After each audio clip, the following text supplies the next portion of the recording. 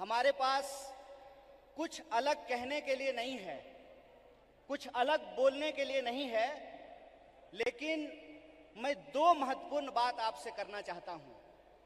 पहली बात तो ये कि मैं नहीं समझता हूं कि ये मंच सिर्फ और सिर्फ आरएसएस और बीजेपी को कोसने के लिए है।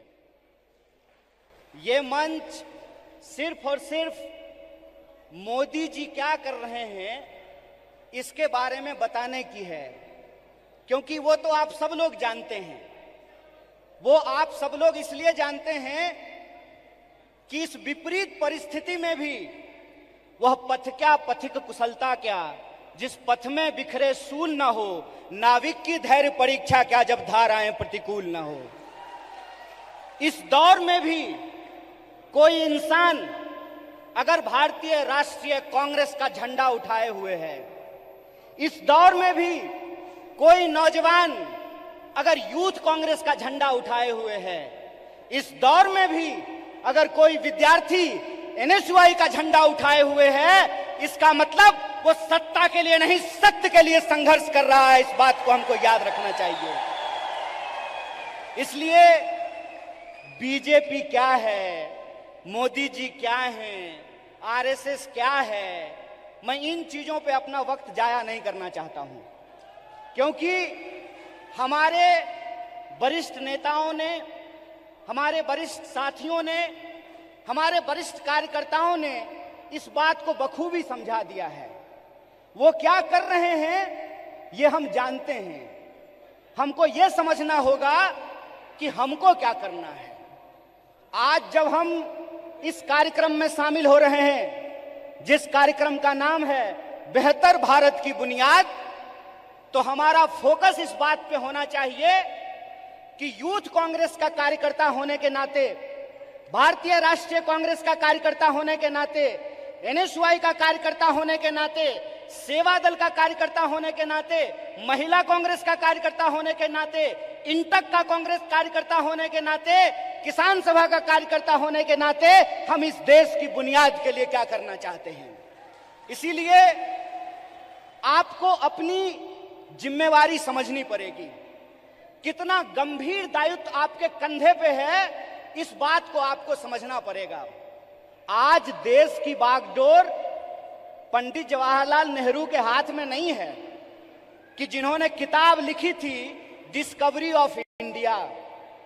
आज देश की बागडोर डॉक्टर बाबा साहब भीमराव अंबेडकर के हाथ में नहीं है, जो विदेश पढ़ करके आए थे और इस देश की ड्राफ्टिंग कमेटी में कॉन्स्टिट्यूशन को लिखने का काम किया, बनाने का काम किया। आज देश की बागडोर 23 साल की उम्र में हंसते हंसते फांसी के फंदे पे झूल जाने वाले शहीद आजम भगत सिंह के हाथ में नहीं है। आज देश की बागडोर एक ऐसे इंसान के हाथ में है जो अपनी पत्नी की जिम्मेवारी ना उठाया हो, वो देश की जिम्मेवारी उठाएगा। बताइए, आज देश की बागडोर एक ऐसे हाथ में है जो कहता है कि पीएफआई के नाम में भी इंडिया है। मतलब कुत्ता को भी 4 पैर होता है, गधा को भी 4 पैर होता है, इसलिए सारे गधे कुत्ते हैं। अगर ये रीजनिंग मैं लगाऊं, जो रीजनिंग इस देश के प्रधानमंत्री ने लगाया है, तो मैं ये कह सकता हूं ना कि प्रधानमंत्री जी को भी 2 आंख है और गधा को भी 2 आंख होता है। बोलिए, मैं ये बात क्यों कह रहा हूं? मेरा कोई मकसद नहीं है कि मैं भाजपा, मोदी और आरएसएस की चर्चा करूं। मैं सिर्फ आपको बता रहा हूं कि कितनी गंभीर परिस्थिति में आज हम खड़े हैं।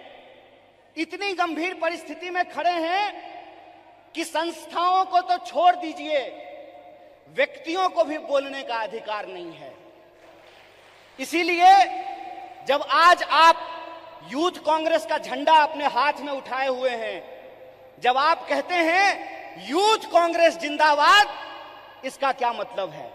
इसका मतलब यह है कि जिस देश की 55% आबादी नौजवान हो, जिस देश में दुनिया का हर 5वां युवक भारतीय हो, जिस देश में 45 साल में सबसे ज्यादा बेरोजगारी हो, और जिस देश में जिस दिन कारगिल विजय दिवस मनाया जा रहा था, उससे ठीक कुछ दिन पहले कारगिल में लड़ने वाले शहीदों के परिवार के साथ कैसी नग्नता की गई है, ये वीडियो आप लोगों ने देखा है। इसीलिए आप अपनी जिम्मेवारी को समझिए। आप इस गंभीर समय में जो आपकी भूमिका है उसको आपको समझने पड़ेगी। और मेरा मानना बिल्कुल साफ है, जैसे बिना विचार की कोई राजनीति नहीं होती है, उसी तरह से बिना नौजवान के, बिना विद्यार्थी के कोई पार्टी सत्ता में नहीं आ सकती है। इस बात को याद रखिएगा।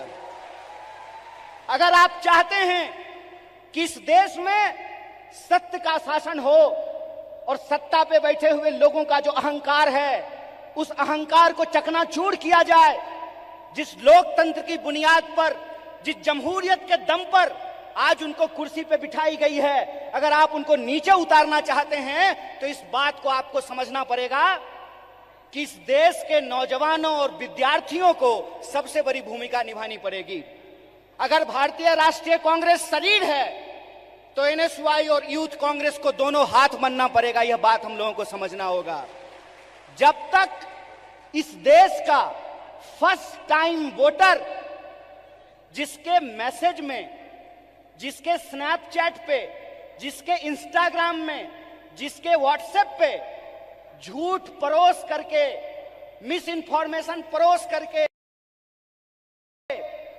उनको गुमराह किया गया है, जब तक उनके सामने हम सच्चाई लेकर के नहीं जाएंगे, जब तक हम घर घर नहीं पहुंचेंगे, जब तक हम स्कूल स्कूल नहीं पहुंचेंगे, विश्वविद्यालय विश्वविद्यालय नहीं पहुंचेंगे, तब तक इस सत्ता पे बैठे हुए लोगों को हम सत्ता से बाहर नहीं कर सकते हैं और लोकतंत्र को बचा नहीं सकते हैं। जो सवाल है यहां पर कि भारत का बुनियाद क्या है, भारत का बुनियाद है इंडिया। यह बात हम लोगों को समझना पड़ेगा। भारत का बुनियाद है इंडिया, और वो जो इंडिया है, वो इंडिया एक सोच है, और वो सोच को हमको एक एक कार्यकर्ता को अपने व्यवहार में लेकर के आना पड़ेगा। अगर हम महात्मा गांधी का उदाहरण आपके सामने रखें तो किस तरह का एग्जाम्पल हमको देखने का मिलता है। गांधी जी ऐसे नहीं थे कि बुनियाद भारत के कार्यक्रम में आए हैं, कर्नाटक में सरकार भी है तो थोड़ा फोटो वोटो खिंचा करके चल देंगे, ऐसे नहीं होगा। ये मैं आपकी आलोचना नहीं कर रहा हूं, ये मैं अपनी आलोचना कर रहा हूं। गांधीवादी तरीका यह है कि चंपारण में जब किसान लड़ रहे थे तो गांधी जी शहर छोड़ करके चंपारण चले गए, वहीं आश्रम बना दिया, महीनों तक लड़ते रहे और अंग्रेजों को धूल चटा दिया। ये गांधीवादी तरीका है। 100 समस्याएं होंगी, 100 समस्याएं होंगी, 1000 समस्याएं होंगी। बतौर फ्रंटल ऑर्गेनाइजेशन मैं बार बार कह रहा हूं, भारतीय राष्ट्रीय कांग्रेस तभी मजबूत हो सकता है जब यूथ कांग्रेस और एनएसयूआई मजबूत होगा। इस बात का संकल्प हमको लेना पड़ेगा। और वो मजबूती कैसे होगी? वो मजबूती ऐसे होगी, गांधीवादी तरीके से होगी कि हम एक समस्या को उठाएंगे, लगातार आंदोलन करेंगे, और जब तक सरकार और प्रशासन को झुका न दें, अपने आंदोलन को वापस नहीं लेंगे। ये तरीका हमको अपनाना पड़ेगा। और एक बात याद रखिएगा, जब आप आंदोलन जीतते हैं, जब आप संघर्ष को जीतते हैं, तो टिकट का सवाल अपने आप सॉल्व हो जाता है। यह बात मैं इसलिए कह रहा हूं कि शायद लोगों को इस देश के इतिहास को दोबारा जाकर के देखने की जरूरत है। क्यों? क्योंकि हम उस पार्टी से हैं जिस पार्टी ने इस देश को आजादी दिलाई है। अभी कलाकार ने आजादी की बात की, हाथों की आजादी की बात की, देश की आजादी की बात की, तो एक एक भारतीय राष्ट्रीय कांग्रेस के कार्यकर्ता को गर्व से यह बात कहनी चाहिए कि हम वो लोग हैं जो इस देश को आजादी दिलाए हैं और आजाद देश में आजादी को बचाएंगे भी। इस बात को हमको याद रखना है। और अगर हमने इसका संकल्प लिया है तो मैं एक उदाहरण आप लोगों को देना चाहता हूं, खास करके जो हमारी महिलाएं यहां पे बैठी हुई हैं। जब कांग्रेस पार्टी हार गई थी श्रीमती गांधी के नेतृत्व में, तो उस वक्त लोगों ने कहा था कि कांग्रेस समाप्त हो गया है। उसके बाद श्रीमती गांधी बिहार गई थी, जहां से मैं आता हूं। वहां पे एक नरसंहार हुआ था और श्रीमती गांधी हाथी पे बैठ करके गई थी शोषितों से मिलने के लिए, उन नरसंहार के जो पीड़ित थे उन परिवारों से मिलने के लिए। और उनके साथ हाथी पे बैठी हुई एक महिला थी, जिस महिला का नाम प्रतिभा देवी सिंह पाटिल है, जो इस देश की पहली महिला राष्ट्रपति बनी थी। इसीलिए हम कहते हैं, गीता में भी लिखा हुआ है कि कर्म करो, फल की चिंता मत करो। आज आप यूथ कांग्रेस के कार्यकर्ता हैं, एनएसयूआई के कार्यकर्ता हैं, आपको कर्म करने की जरूरत है। और हमारा कर्म क्या है? हमारा कर्म है अपने विचार पर चलना। और हमारा विचार क्या है? हमारा विचार है इस देश का संविधान, संविधान की प्रस्तावना। और प्रस्तावना कहता है, हम भारत के लोग भारत को प्रभुत्व संपन्न, समाजवादी, धर्मनिरपेक्ष और लोकतांत्रिक गणराज्य बना करके रखना चाहते हैं। इसीलिए जब ये विचारधारा हमारे पास है, इस देश को आजादी दिलाने का इतिहास हमारे पास है, और आज के वक्त में हमको गर्व से यह बात कहना चाहिए कि हम मल्लिकार्जुन खड़गे के सिपाही हैं। हमको गर्व से यह बात कहना चाहिए कि हम राहुल गांधी के सिपाही हैं, क्योंकि राहुल गांधी ने कहा है, डरो मत।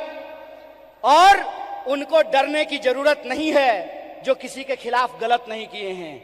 उनको डरने की जरूरत नहीं है जो झूठ बोलते हैं। जो झूठ बोलते हैं वो डरें, जो सत्य पर चलते हैं उनको डरने की जरूरत नहीं है। एक निडर सिपाही की तरह जिस तरह से माननीय राहुल गांधी जी विपक्ष की मुखर आवाज बने हैं, उस आवाज को हमको घर घर पहुंचाना होगा।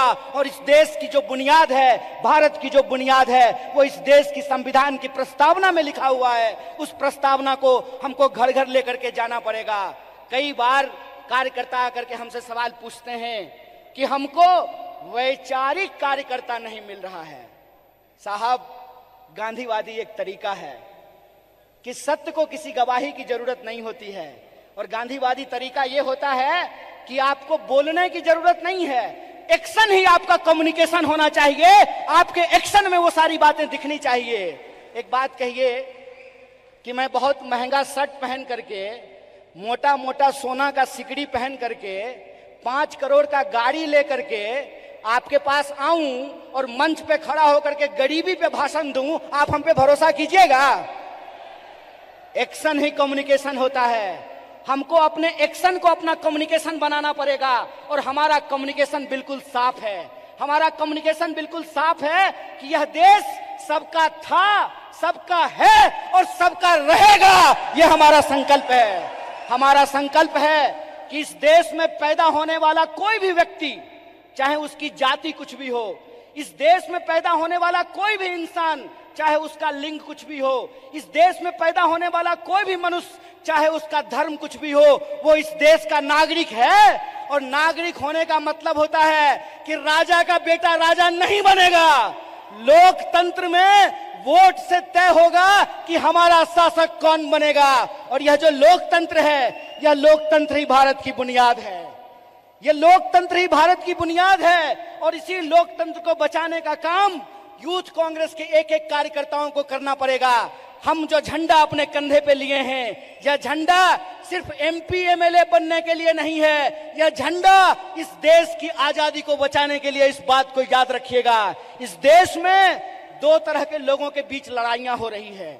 इस मुल्क में 2 तरह के लोग हैं। एक वो लोग हैं जो नफरत फैलाते हैं, एक वो लोग हैं जो इंसान को आपस में बांटते हैं, एक वो लोग हैं जो ऊंच नीच करते हैं, एक वो लोग हैं जो इंसान को लड़ा करके इस देश की शक्ति को कमजोर करते हैं।